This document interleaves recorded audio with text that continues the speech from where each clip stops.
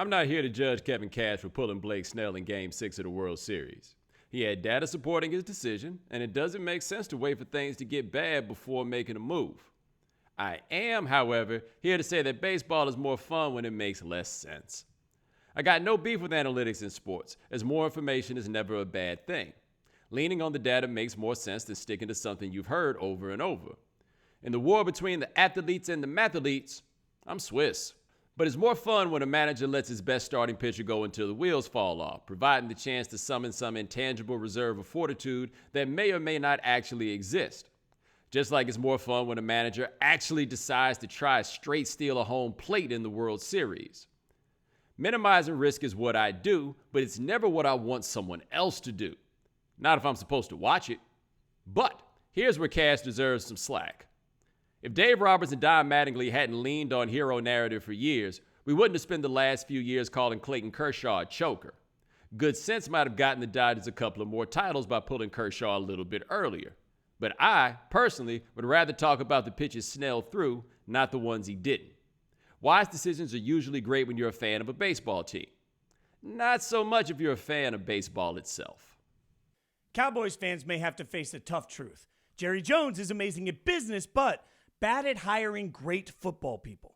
Jones paid $140 million for the Cowboys in 1989, and now they're worth about $5.7 billion.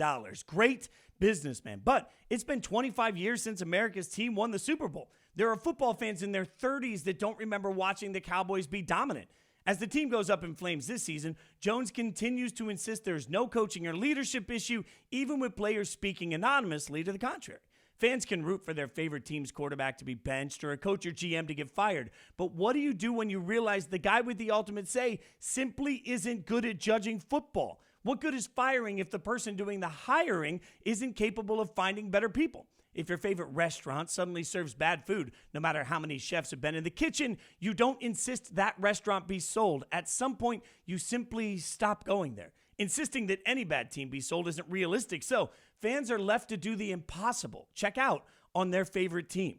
The NFL is supposed to be a league of renewed annual hope. If the guy writing the checks is simply no longer good at hiring great people, where does the hope come from? The answer, unfortunately, is nowhere. That's the ultimate defeat for Cowboys fans already enduring weekly heartbreak. Shawn Kemp knows all about getting lifted. Physically, as one of the most beloved dunkers in NBA history, and now, botanically. On Friday, nearly 31 years to the day he made his debut with the Seattle Supersonics, the six-time All-Star was a rookie once again, this time in the multi-billion-dollar cannabis industry. With Shawn Kemp's cannabis, the Seattle sports legend is staking claim as the city's first black dispensary owner. That distinction isn't lost on Kemp either. I hope that my business will be an inspiration for people to get involved with the legal cannabis industry, especially people of color, he said. Over 55 million Americans regularly use marijuana, and 33 states plus DC have legalized medicinal marijuana. Yet black participation in the modern gold rush has been a steep battle uphill. Just 4.3% black ownership or stakeholders exist in the budding business according to a 2017 survey. Those numbers are filtered via decades of demonization. An ACLU study concluded that nationwide black people, despite similar usage rates, are nearly 4 times more likely to be arrested for marijuana possession than their white counterparts. And in some states, it's 10 times higher. Kemp's role won't single-handedly change the stigma, but the Rain Man becoming the Strain Man is one of those rare 2020 headlines that brings a smile to my face. And for countless Seattle residents and future satisfied customers, definitely theirs too. This week, the world of hockey lost a legend, a man whose life was cut short, but who made an indelible impact. In Edmonton, everyone knew Joey Moss, who was first hired as a locker room attendant for the Oilers in 1984.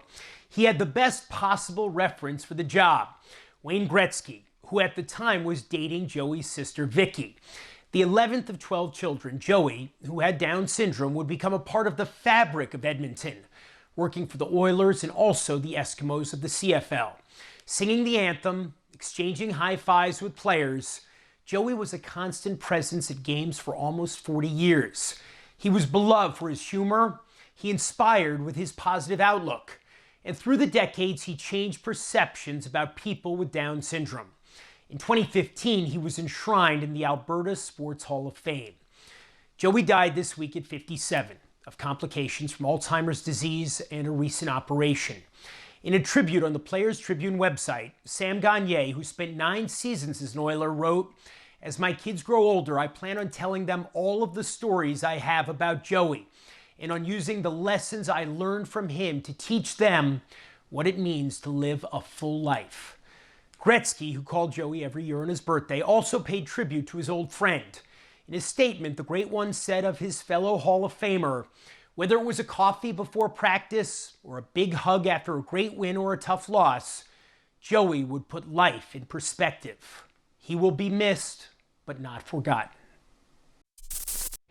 Thanks for watching ESPN on YouTube. For live streaming, sports, and premium content, subscribe to ESPN+.